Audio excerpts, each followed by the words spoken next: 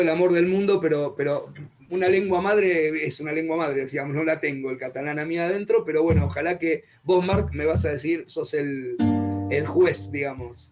Perfecto, adelante.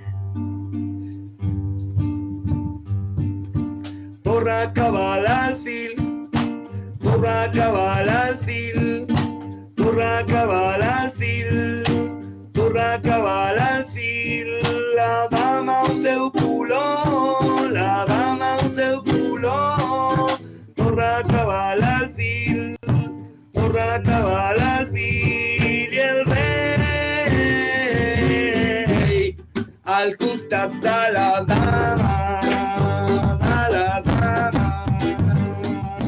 torra cavall al fil, torra cavall al fil, torra cavall al fil, torra cavall al fil, la dama amb seu color, la dama amb seu color, torra cavall al fil, torra cavall al fil, i el rei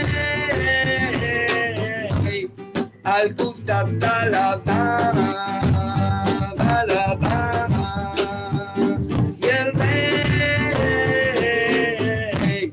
Al costat de la dama, i el rei al costat de la dama.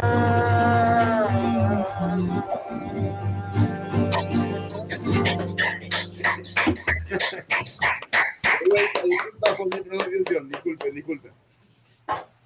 Todo. Nuevamente, espectacular. La presentación de las piezas ha encantado. Y perdóname, Marc, ¿cómo calificarías mi pronunciación? ¿Paso por catalán o no? Hombre, claro que sí. Sí, sí. Catalán brasileiro, hay una vez que... Sí, de mica en mica sopla la pica. Sí. Me di una vuelta por Río de Janeiro, ¿no? Primero. Sí, sí. Prometes, a seguir.